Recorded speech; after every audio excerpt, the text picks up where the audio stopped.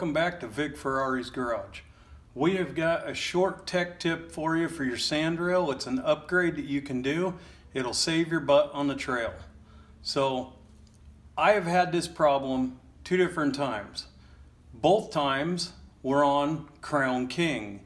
So that gives you an idea of how bad Crown King is. And here's the ironic thing. I've only been to Crown King twice.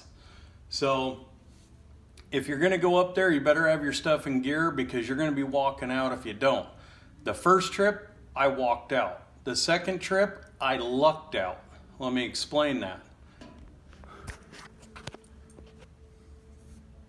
The first trip, we broke this trailing arm. Well, actually, we broke a stock trailing arm.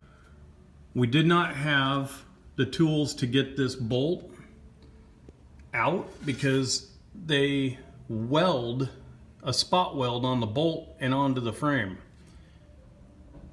We didn't have a grinder, we didn't have the tools, we walked. The second time, I decided I'm gonna Loctite the bolt in with red Loctite. And that way, if something would break or go wrong, I'll be able to remove it. Well, guess what? The red Loctite only held for 6 miles. And the bolt, because of the trailing arm going up and down, it removed itself. I got lucky. This is where I lucked out. I was 6 miles up the trail, the bolt fell out, this suspension stayed inside this cup. And I did not know it until I reached Crown King, or close to it. You can watch my Crown King video, you'll see. I then drove the entire route through the river and everything, had this bouncing all over, and I heard some stuff, but it didn't even make much noise. And I was able to drive all the way back to my trailer. So I did a total of 46 miles without that bolt. That's luck. Today, I have the cure, and I'm gonna show you that now. I went to the Dune buggy store. I bought one of these. What this does is it removes your oil plug, your transmission plug. You can actually see right there, it fits the transmission, it fits the oil plug, and it fits that trailing arm. So I bought 2 of these for $7, I believe. Then I made my way over to Harbor Freight, and I bought 2 3/8 ratchet extensions. And what I did to this, because this requires to be in an angle when it's installed, is I ground the top and then I ground the inside so that when I put it together, now it has to actually be together in a certain pattern. You'll figure that out when you install it on your car. There. So this requires it to be at an angle like that when it's installed. That's why I curved it.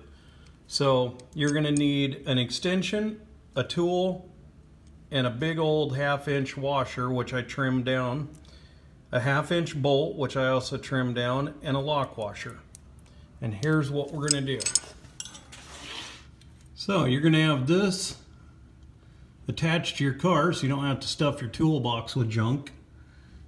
What you're going to do is you're going to tighten your trailing arm. You're going to put this in place. And then you're just going to put the lock washer, the bolt, and the nut on this.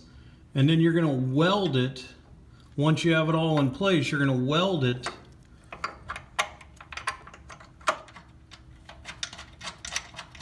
there we go.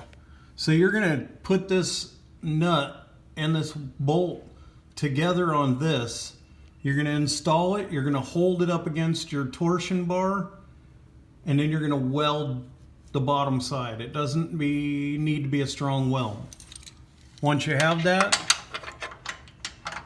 you can disassemble it, paint it, put it back on, snug it down. Doesn't have to be tight, just has to lock that washer. And there you go, there's your cure.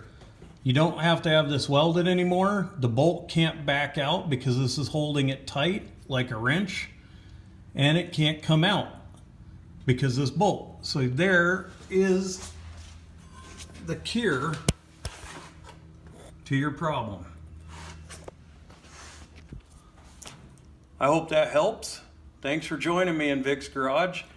It's a huge deal to hit the like, the subscribe, and the bell, and leave a comment, please, because that's what gets your videos to the top of the list. Have a great day.